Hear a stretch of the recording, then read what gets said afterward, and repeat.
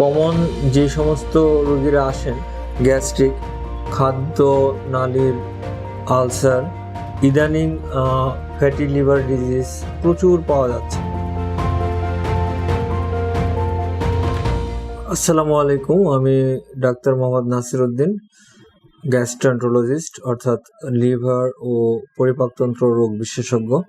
আমি আমার এবং কেজেন মেডিকেয়ার লিমিটেডের পক্ষ থেকে আপনাদেরকে জানাচ্ছি আন্তরিক অভিনন্দন এবং শুভেচ্ছা। আজকে আমি আলোচনা করব যে কোন ধরনের রোগী নিয়ে আমরা কাজ করি। সবচেয়ে কমন যে সমস্ত রোগীরা আসেন তার মধ্যে আছে গ্যাস্ট্রিক, খাদ্য নালীর আলসার, খাদ্যথলির ulcer, duodenal ulcer, colon ulcer, খাদ্যথলির ক্যান্সার, খাদ্যনালীর cancer, colon cancer, non alcoholic fatty liver disease. এই রোগের সাথে আমাদের লাইফস্টাইলের একটা ওতপ্রোত সম্পৃক্ততা আছে।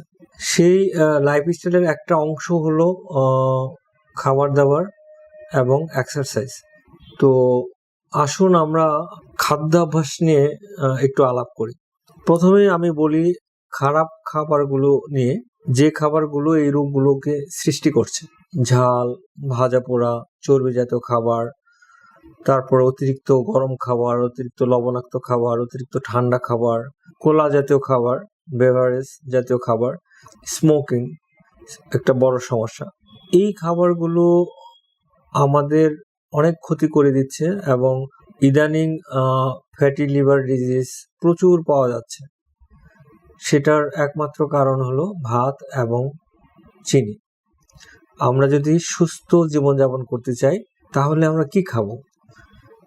আমরা যে খাবারগুলি খাবো সেগুলো হলো মাছ, শাকসবজি, ফলমূল। এর মধ্যে কোনো বিধিনিষেধ নেই। আপনি মুরগি খেতে পারেন, গরুর মাংস, খাসির মাংস এগুলি আপনি কম খান। পরিশেষে আমি যে কথাটা বলবো, ইদানিং অনেক মানুষ খুব মুটিয়ে যাচ্ছে এবং এই মুটিয়ে যাওয়াটা অনেক রোগের জন্ম দিচ্ছে। খাবার নিয়ন্ত্রণ করার পরও যারা মুটিয়ে যাচ্ছেন তারা এক্সারসাইজ করুন, তাহলে আপনি একটা সুস্থ এবং ভালো জীবনযাপন করতে পারবেন। এখানে আরও একটু বলে নিলে হয় যে গ্যাস্ট্রিক কিন্তু আসলে আমাদের দেশে সাধারণ রোগ হিসেবে আমরা চিহ্নিত করতেছি এবং গ্যাস্ট্রিক, অনেকেই বলে যে গ্যাস্ট্রিক নাই কার, এমন মানুষ খুঁজে পাওয়া যাবে না। এবং গ্যাস্ট্রিকের ওষুধ আমাদের দেশে সবচেয়ে বেশি বিক্রি হয়, কারণ রোগীরা ফার্মাসি থেকে নিজেরা কিনে খায়। তারপরে যখন না পারে তখন ডাক্তারের কাছে আসে। যাতেই আপনারা কষ্ট পান না কেন, নিজেরা সেটার সমাধান না খুঁজে একজন বিশেষজ্ঞ ডাক্তারের পরামর্শ নিন। যদি আপনি অল্পতেই একজন ডাক্তারের কাছে যান তাহলে অল্পতেই সেটা সেরে যাবে। আপনার আত্মীয় স্বজন, আপনার বন্ধু বান্ধব হয়তো আপনাকে অনেক পরামর্শ দিবে, সেই পরামর্শ ফলো না করে আপনি একজন ডাক্তার কাছে গিয়ে সেটাকে অল্পতেই শেষ করে দিন। আশা করি আগামীতে আরও অনেক কিছু নিয়ে আলোচনা হবে।